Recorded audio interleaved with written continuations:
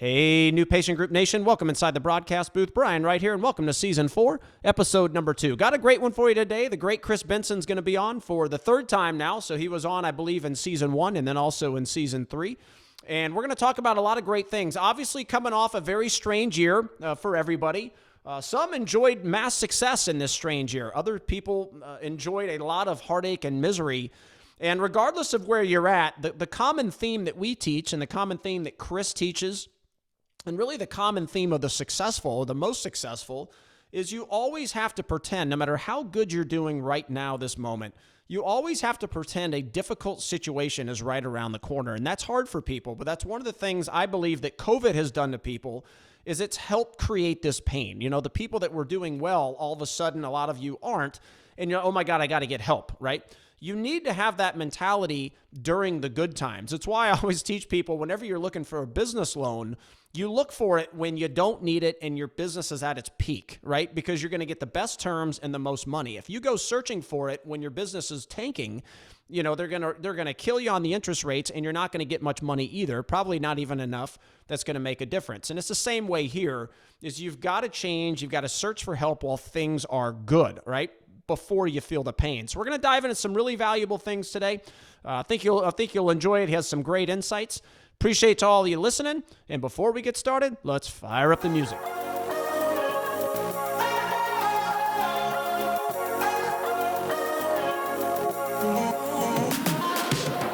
Welcome to the New Patient Group Podcast, where doctors, office managers, and other healthcare professionals learn how to thrive in today's competitive marketplace by mastering the business, consumer, and marketing aspects of the practice. If you want to make more money, dominate the competition, while working, spending, and stressing less, this podcast is for you. Now, your host. He is the leading authority in the new era of practice growth, founder and CEO of New Patient Group, managing partner of Right Chat, speaker and consultant for Align Technology, the makers of Invisalign, author for the Benson Koppel Resource, international motivational speaker, business and life coach, Brian Wright.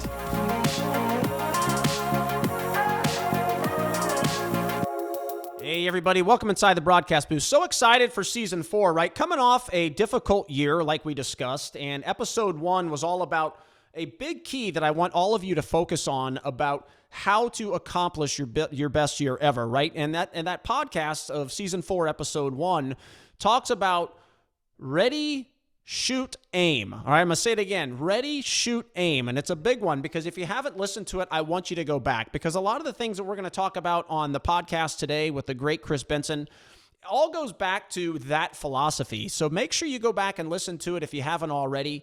I think it'll help for those of you who need that mindset shift. I think it's really going to help you shift your mindset, because inevitably all these things we're going to talk about today, it only matter if you actually go out and do them, right? And that's what that podcast goes and dives deep into. Proud to have Chris Benson on. I believe this is the third time he's joined us now. Just an awesome guy, industry expert, expert at the numbers. I get all my growth numbers that I talk around the world to clinicians about from Chris Benson. Highly trusted source. I certainly trust all of his data. A wonderful data guru, really knows how to break down a practice in a way that honestly I've never seen before. So I like to learn a lot from him, because that allows us to help our clients even more. And that's that theory, or that method of constantly learning from other people, right? So proud to have him on. And at the end of the episode today, we'll give you some details how to contact him if you ever need any help with his services. So I'd like to welcome in Chris Benson. Chris, how you doing? Great, Brian. Good to be here at the tail end of this rather odd year. Yeah, we were just talking, and you know, he's our most frequent guest. This is the third time you've been on, and I was joking with him saying he has the most listens out of any podcast guest we've ever had, which is 5 or 6. But he got all excited about that. But no, I want you on. I mean, obviously you're industry respected, love you to death, and the listeners have really wanted you back on the show. So I appreciate you joining us. Obviously, it's been a little bit of a crazy year, 2020 that is. And, you know, I just want to kind of dive in today on a year in review and also the future, because this is going to be one of the first podcasts we launch in Season 4 in 2021. So, you know, I think it's a good year in review, as well as motivating people on what they can do in the future to make sure they grow during these crazy times. So thought we'd have a good business chat today, man, and just do some business shooting around and see what comes of it. So how's your year been? It's been great. My business is not unlike an orthodontic business. I mean, I'm a small company with 10 people. We've never furloughed people. We've never experienced a pandemic in my career. And so this was a one-off for us too. And, I think we all learned a lot, but, just like orthodontics bounced back well after we got restarted again, my business is pretty steady and it's been a good year. So, but we've learned a lot. And so I think we'll operate a little bit differently going forward, as will most orthodontic practices. That's what I'm hoping. I mean, operating differently, one of the things with the new patient group clients, thankfully, about 80% of them had their best year ever. And that, that's not to toot the new patient group horn. That's just to toot the client's horn that are willing to commit to doing things differently before they actually have to. And one of the things I've been teaching a lot over the past year is just, I think what COVID has done is made people feel the pain. A lot of times, if you're making $1 million+ a year, bring home or take home, it's hard to force yourself to feel the pain and constantly change. And I think from what I've seen with so many of the industry, the doctors, the team members, is that now they're wanting to change because they realize at any given moment something good can be taken from them. Well, I think you just hit on a few things that I think we learned as a specialty through this. I mean, when you think about where we all went in March 16th through April and May, we all flocked to where we could get information. That was, your clients flocked to you, and I'm not surprised for you to say that your clients outperformed the market, because we saw that orthodontists that engaged with a consultant did better than those that didn't. And we found that, collectively, we make better decisions as a group than we do by ourselves. I've had a slide in my presentations for years that talks about how lonely it is to be an entrepreneur. And that's what an orthodontist is. I mean, you've got to make all the decisions yourself. You got to be good at many things, and most people out of the box aren't. And so, if you're not wired for it, you've got to acquire that skill, or you've got to hire that skill. And we just found that we were lost in April. Should I furlough people? What do I do about these government programs? And there's a lot of collective information that we flocked to, and we learned from that. And we found that we made better decisions when we had a lot of information that was gathered from a group. So, one of the big takeaways is, if you're not involved with a consultant as an orthodontist, you need to be. You are one, your listeners are one. So by definition, you're going to outperform the market. The data over the last 20 years shows us that only 20% of orthodontists use a consultant. I tell young doctors it's the best return on investment you can get. And so, because we got this collective mindset, right. And, that's one of the big things. So, congratulations to your clients, and that feels good, and to you, because, that feels even better to know that you're making a difference. But we make the decisions better in groups, as what you said, and you should have a consultant in your life. Really, it doesn't matter how much it costs. You got to be focusing on change management, and that's what you focus on primarily. And that's what a consultant can bring is new ideas and better decision making. Well, it's an interesting stat that only about 20% of orthodontists use one. I had no clue about that. And one of the things we teach is that the number one most common trait between billionaires with a B is that they all have a coach. And if a billionaire can look in the mirror and say, I got to do things better or differently, I think we can all agree everybody else should as well. And it's not about going out and hiring us or somebody else, not the message. The message really is, in my mind, is that you've got to do things differently. And if there was ever a year to prove that, it was 2020. The thing that, it's not scary, but one of the things I talk about are your growth numbers that you give me every year. And I think in 2019, you were looking at a pretty flatlined industry. Adult exams and child exams were basically nothing. Collections was under 5%. Production, I can't remember exactly what it was 3 or 4%. The only thing that experienced any kind of real growth was clear aligners. I think it was 12.6, right? And there's the number you sent me. So you have a year of pain like that as an orthodontic profession, and then boom, they're hit in the face again with COVID.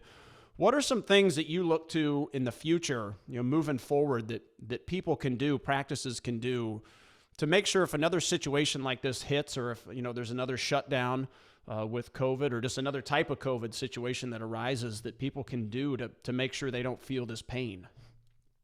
Yeah, I think there's a term being thrown around that I'm hearing now and then called future proofing your practice, and it's really around this concept of, you know, moving from an analog centric, you know, clinical cycle anyways to a digital centric cycle.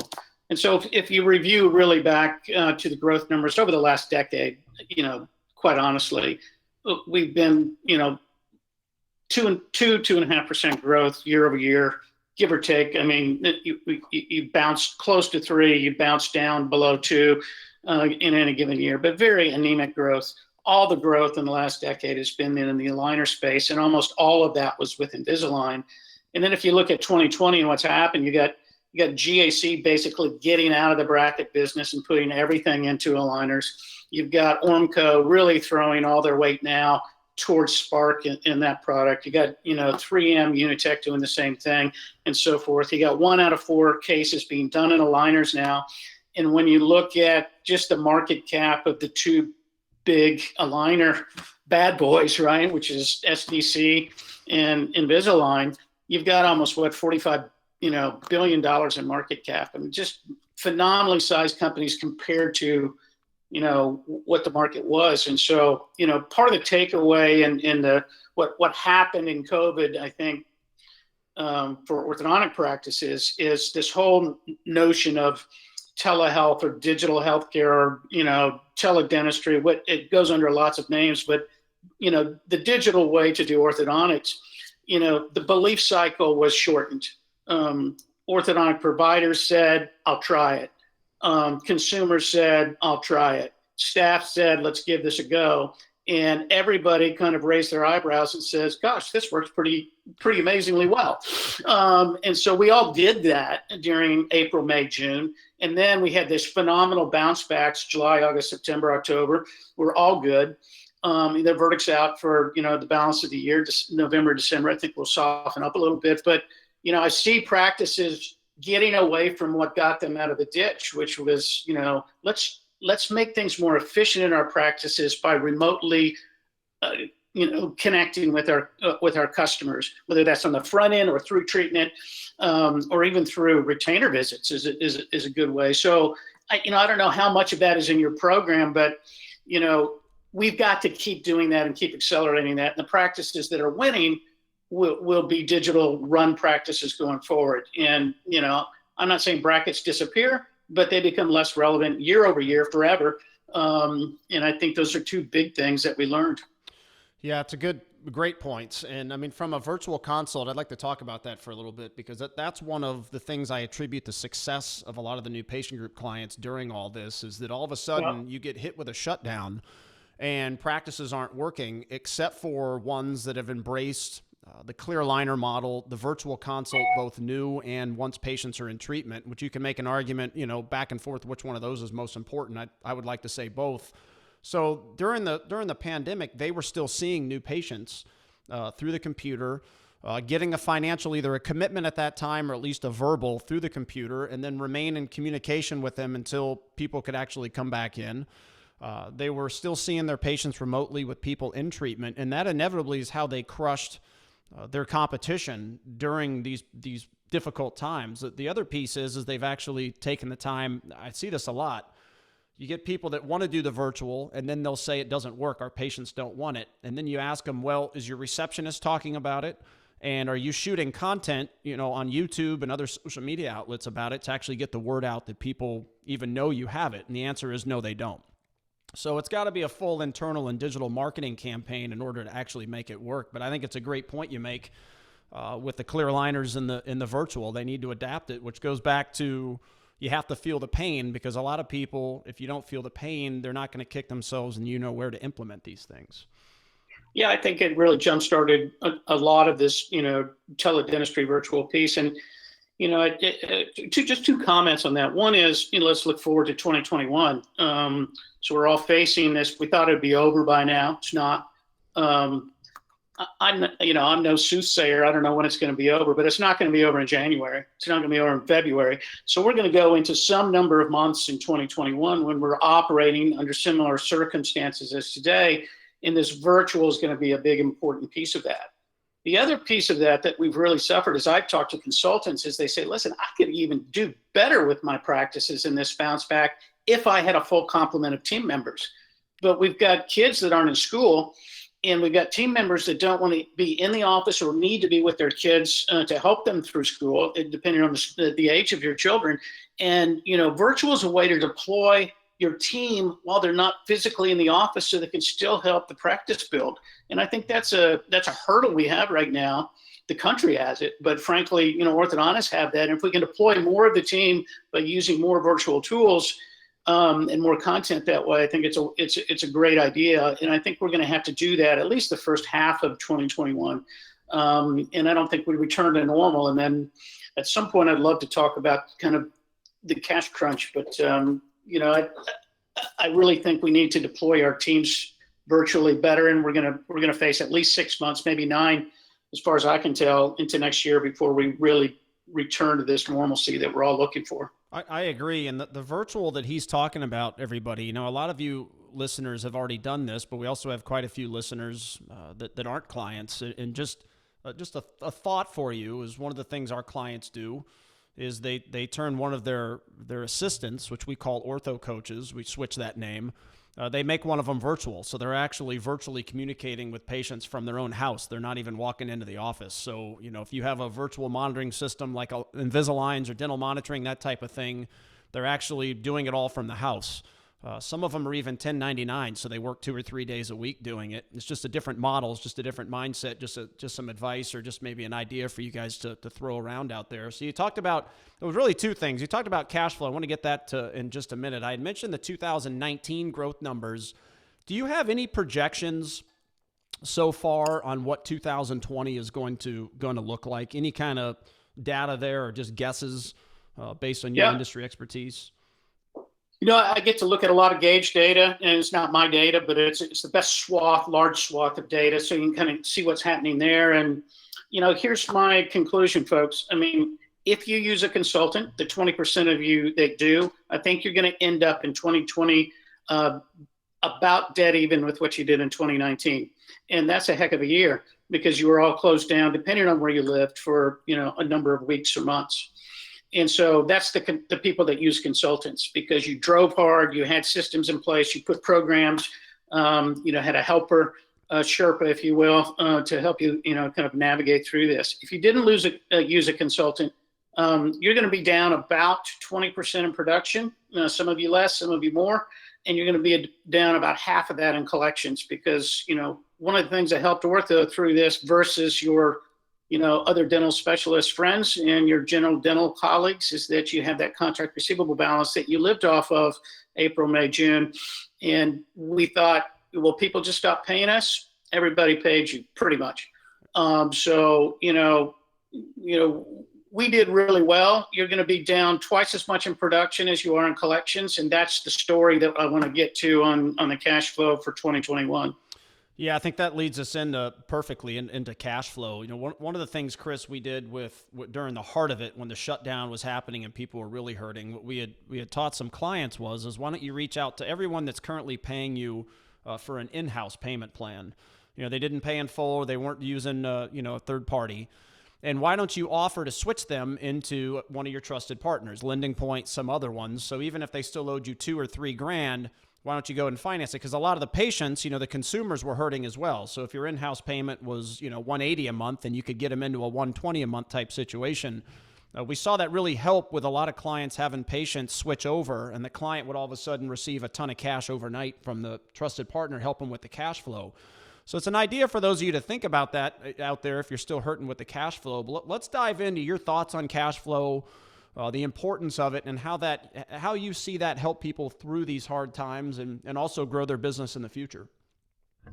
Yeah, I'm just going to focus on cash flow for 2021. What's it going to be like versus 2020, and what's it going to be like versus 2019? When even though in 2019 we had this low growth we've talked about, we actually had our best year in the last 8 years in ortho. Then 2020 comes along. We're all rocking and rolling in January and February. We hit COVID, then slow down. We kind of talked about that.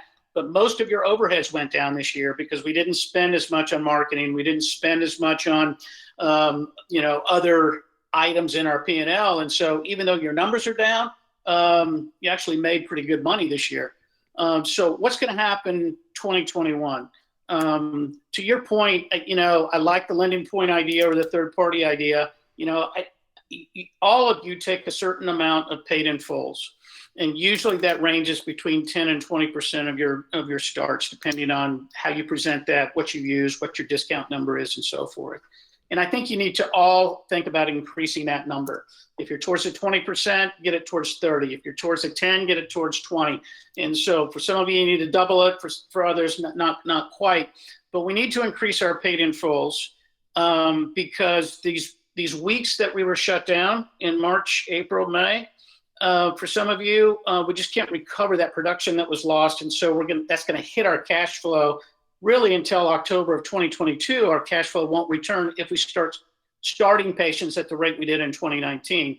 So it's a whole nother presentation. We could spend 30 or 40 minutes on it. But the message is you're not going to have the cash flow no matter how well you're bouncing back, no matter how well your September, October, November, December is. You're not going to have the cash flow in all 12 months of 2021 that you had in 2019 and the first couple months of 2020 for a while, because you had these production months that were zero or close to it for a while. So how do you solve that problem? Either grow through it, and we know that aligners is where the growth is. So I think you got to focus on that in your marketing messaging, and it's an entire team immersion in getting that growth story going. And then I think you got to increase for 6 months the number of paid in fulls, so you'll have the cash to invest in your practice, and you won't feel tight, and you won't feel like the sky is falling and all that kind of stuff. And then you can kind of go back to normal. How do you increase your paid in fulls? One way I know of, and that is to play with the discount percentage. That really is the volume dial that you move to make more people or less people accept it. And then I love the third-party players like Lending Point, if you're an Align customer, or some others. It's not like Care Credit, which is what we kind of tend to think of a substandard, FICO score patient that I want to take to Care Credit. That's not the story. It's just for your normal patients, you want to increase your paid in fulls in the first 6 months of 2021. And you want to probably really adopt a more aggressive telemarketing and digital, process of talking to your patients so you can grow that digital side of your business. And what Chris is talking, I can hear some of the listeners, the gasp, right? Chris is not talking about giving away treatment, everybody, but we are talking about just being more, and this again goes back to the entrepreneur CEO side of your business that has nothing to do with healthcare. It's being innovative and how you can get more starts during difficult times. It doesn't mean you have to keep it forever, but I do see a lot of people, they have a 3% or a 5% paid in full discount. The percentage itself is usually not enough to get people enticed to part ways with their money. And that's all you have to think about it. If you're offering $250 off a $7,000 treatment, you have to put yourself in those shoes. And is it enticing for them to pay you $6,000, whatever that number would be, $750? The answer is likely no, especially during difficult financial times, because the consumers a lot of times are struggling as well. So you have to think about that. So being innovative, and there's two ways to get paid in full. You offer a larger discount, especially I'm a fan of two different paid in full discounts. Chris, one of the ones we teach is a larger same day start. So you come into the office, if you start now and financially commit now, you're going to get a larger down payment this moment in time as opposed to coming back a month from now. As we all know in ortho, once they walk, they're visiting, and I think you have this stat. Didn't you say people are visiting upwards of 4 or 5 different practices now before they buy, right? Yeah, it's anecdotal. I can't prove it, but a lot more shoppers today than several years ago. Yep. So those paid in full discounts, being innovative is critical. And then the other ones we're talking about is the trusted partners. I call them trusted partners because there's trigger words. So if you call them, financing or banks or things like that, they're trigger words that gets people from doing it. So if you call it a trusted partner, it's just the psychology of it, and then present a with interest, longest term payment. So 60 months as an example, because that gives you the lowest down payment to present. and then it gives you the lowest fee to your business, and then you get paid in full minus a 2% or 3% fee when you go with the interest. And if you present that and the paid in full discount as your first options, it doesn't mean people are going to do it, but at least either one they go with gets you paid in full. So it's just a minor tweak in the presentation. So I think that's great. That's great advice all around on the importance of cash flow. I honestly, Chris, I don't think people view cash flow not the right way. I don't think they put enough importance on it. So I can tell you just from seeing clients that had a bunch of it during these difficult times. I mean, it can really keep your business doors open in these emergency situations. Yep. So I think that's I great. agree. So let's hit on, there's obviously change, the election, things like that. I want to touch on tax policy a little bit because obviously you're extremely intelligent when it comes to that. I am not. So I'm looking forward to really learning some stuff as it relates to tax policy and kind of your thoughts moving forward in the future on some things people can do. Hell, if you have more cash, it's more money now. So maybe you're going to get taxed at a higher rate because there's more sitting there. I think it's a good flow end to tax policy now. Yeah, I think there's a lot of discussion about it. And I'm, to be fair, I'm not an expert. I'm not a financial planner. I'm not a tax expert, but listen to a lot of experts. And I think the general consensus right now is high income earners are going to be left alone in 2021. So that's great. But we're not going to be left alone in 2022, 3, and 4. And, let's face it, we printed, $5 trillion and added to the U.S. balance sheet. At some point things are going to change, and tax policy likely for high income earners like orthodontists is going to change probably fairly dramatically, where you're going to be paying another, 10% plus or minus in tax. Talk about cash flow, it's a big bite. And so, I think just like you need a consultant, to help manage, grow and modify your practice to today's conditions, 2021 is a great structuring year time for you to find that tax partner that quite honestly anticipates and prepares you and is going to be aggressive, because there's not very many places to shelter your money, but there are very many strategies to help you keep more of it or help your family members keep more of it. And I'll just kind of end it there because I'm not an expert, but I would encourage every orthodontist to look at their relationship they have with their CPA with regards to tax strategy, decide on a 1 to 10, is my CPA where I think I'm going to need to be in 2022, 3, and 4. And if not, you have, I think, a window to make that change and get introduced in relationship to a stronger, tax advocate. And on a national level, I'm thinking about guys like Kane Waters and McGill Hill, who service a lot of dental and orthodontic clients in that ilk. And because I think you want somebody really, juiced in, being on top of what's going to happen. And depending on what your threshold of risk is and that of your CPA, that will kind of determine how much of the money you make you get to keep. And so get on that in 2021. I think that's an important thing to do. Agree completely. I wasn't happy with my previous one. I don't think he was aggressive enough. So I just hired a brand new wealth planner and tax strategist. And because I'm full, as long as it's legal, I want him to be 10 out of 10 with the aggression on saving me money and distributing it right, things like that. So it's something, I think it's great advice that he has to all of you. Now it's your choice how aggressive you want to be and who you want to hire, but it is something that you need to have. I agree 100%.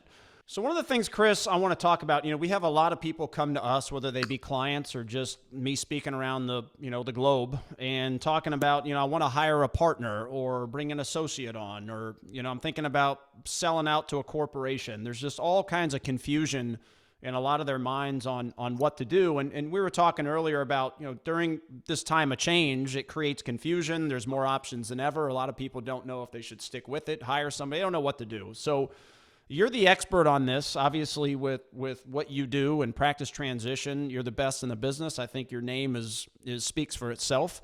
But talk to people out there who may be kind of in that situation on not knowing whether to sell out, just not knowing what to do. Let's talk to a little bit about that and maybe give them some advice. Yeah, thanks. I mean, we've talked a lot on this podcast, Brian, about how important it is to get expert help.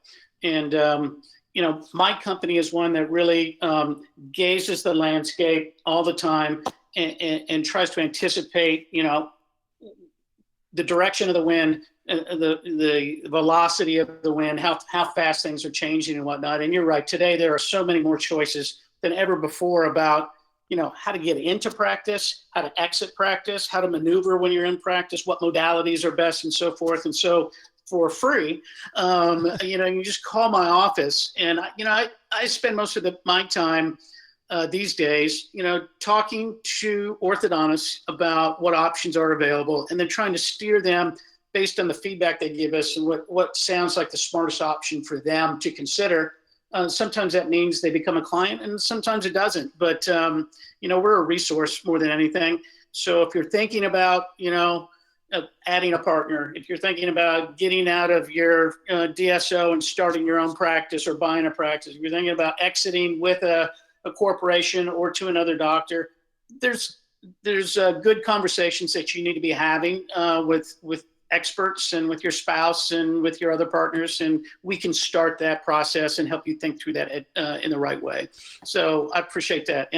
Yeah, absolutely. I mean, he's a lot. The companies are similar. I mean, New Patient Group, my other company, Right Chat, we're small companies, and I like talking to people. I'm very hands-on, so it's not a situation where you can't get a hold of the CEO. Chris is the same way, so it's the same way with us. If you want to have a business talk, we're happy to help, no charge. Hopefully you become a client, but you don't have to, no pressure. And it's the same way with him. So why don't you give us the website and a phone number, Chris, that people can reach out to you so they make sure they have their contact info. You bet. People around here call me Boomer, so I'll start with a phone number. Nobody really uses that anymore. But 1-800-621-4664 is how you can find us on the phone. And if you want to do it the digital way, it's www.bensonkoppel.com, and that's COPPLE, bensonkoppel.com. All right. A lot of information on our website as well. All right. Appreciate that, Chris. So if you had 3 things to do in 2021, an ABC list for people to do to make sure their future is bright, what would those 3 things be? Yeah, I want to increase my digital footprint in my practice. And so if I'm at 25% aligners, I want to go to 30 to 35 to 40, whatever your goals are. But I want to increase that because that's what the consumer wants. That's where the growth is. I want to do better at that. That's an area where your team can help. It's a full immersion. It's not just the doctor decides they want that and it happens. There's a lot of moving pieces to that. So that's probably number 1. I want to be more digital.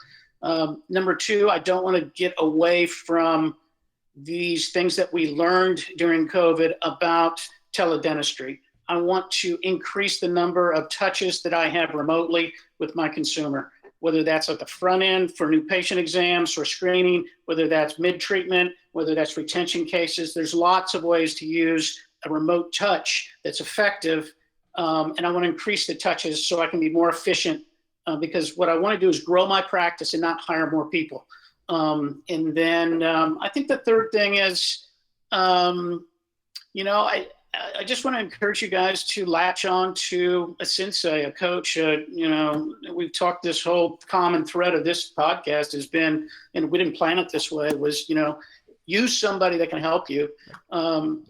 Brian's a great choice. My company at certain situations for transition is a good choice. There's other good choices out there, but most people don't use them. And the people that do outperform those that don't. So find somebody you can hold hands with and walk the journey with. And I think those are the 3 things I'd focus on in 2021 to help you, navigate post-pandemic and be prepared, for if this or something like this happens again, you'll be way better prepared than if you don't do anything like this. All right. Great advice, man. Well, I appreciate you coming on again for the 3rd time. You're our most frequent guest. I can't get anybody else to come on, so that's why we just keep going back to Chris. No one wants to join us. No, but it's awesome. Threshold of pleasure. No, I appreciate it, man. It's been great. The advice is needed. I think people need to think differently and be taken out of the comfort zone. So I appreciate you coming on, and we'll make sure to have you on again and again and again. So I really appreciate it. Thanks so much, Brian. Good to you, and good luck to your clients in 2021. And look forward to working with you some more. All right, sounds great. One of the things Chris was talking about is about the commitment to clear aligner growth. There's really two stages that I look at. Is that one of the stages is you don't do that many right now. You want to, but you don't know exactly where to start. And it's not just hey, look, doctor, you've got to become better clinically. That's a part of it. You've got to be clinically confident in order to do more clear aligners, more Invisalign, get familiar with the ClinCheck. Obviously, that's a big part of it. Then there's a whole nother world that is the non-clinical world. It's how the team is trained from A through Z, the digital marketing content you produce, your receptionist, your new patient experience, scanning with the iTero machine, becoming digital there, how people present money, the whole process from A to Z, and also how you do your doctor exam. 80% of that is really sales, all right? So it's not about your clinical knowledge at that point. It's how you present yourself in the doctor exam, how the TC exam is. All of those aspects, most are non-clinical, right? They're the non-clinical experiences of your business. And that is where, from a new patient group standpoint, we come in and we have an awesome course that is very popular. If you just go to newpatientgroup.com/clear aligner growth, and that is our on-demand course taught by our COO, Eric Field, who worked for Invisalign for many years, multiple-time President's Club winner, and is just an awesome teacher, and that course is great. I think it's 7 or 8 hours of on-demand training that you get to keep forever. Just type in clear aligner growth as a code when you're checking out, and that should get you about 20 to 30% discount on that course. So clear aligner growth, use that as the coupon code. That'll be a thank you to all the podcast listeners out there. Now, for those of you who are clients that have our NPG University platform, that course is already embedded into the curriculum in there, so you don't need to go out and get something extra. It's already given to you. Remember, with that course, you're going to keep it forever. As part of an NPG University promise to everybody is if you get that course, you get to keep it because inevitably the repetition, getting to watch it over and over again, showing it to new employees, the whole, okay, I lost Betty and Susie, now I got to retrain people. It just makes it easier, right? So that's the whole philosophy behind NPG University, our online training platform, is to just make training easier for your people. So go out and get that clear aligner course. I know it'll be a great investment for you. The other piece is for the clinicians, if you're already committed, you're at 60, 70, 80% share a chair. Maybe you're 30 or 40, but you're committed and you're growing and you want to do more. That course is also awesome for you because it's going to teach you, again, these sales fundamentals from A through Z on how to move patients into treatment. You've got the ones that already want clear aligners, right? Then you've got ones that don't know what they want. And then you have ones that want braces. The key is you're never going to talk a clear aligner patient into braces. Like, that's not going to happen. That's few and far between, nor should you ever even try. But there is absolutely ways where you can take the braces committed patient and commit them into clear aligners. Now, that is a sales process, right? And again, it's not a dirty car salesman process, but it is from how the content you shoot, how the receptionist speaks, et cetera, all the things I'm talking about, it is a process. Look, Chris is a wonderful guy. I really appreciate the friendship he and I have. It means a lot for him coming on the podcast. It's always a lot of listens that we get to those podcasts. And, the whole consultant chat that he and I just had, it's not about going out and hiring one. It's not a pitch on that. What it is a pitch on is that a lot of times, like when you're working out, right? When you're working out and you hire a personal trainer, they are going to commit you to doing things differently. They are going to get you to commit to doing it consistently. They are going to hold you accountable to all those things, put you in a specific routine, and therefore you are going to be in better shape than people who just try to lift on their own. It's inevitable. Now, it doesn't mean that if you're lifting on your own, you can't have success. That's not what it's about. Of course you can, right? But you're going to have even more success if you have somebody always there pushing you to get to the next level and giving you direction to do it. It's inevitable. It's the same way from a coaching standpoint, all right? It's about the consistency. So whoever you use, it's about the consistency, accountability. If it's a weekend relationship, if it's 3 months and you're gone, that is not the consistency, accountability, being with you through good and bad times. So always think about that when you're in the hiring process of a coach, a consultant. They need to be a part of you for the long term in order to make this a huge success. So I hope you enjoyed today's podcast. Looking forward to a great season 4. This was a great episode 2 for the season.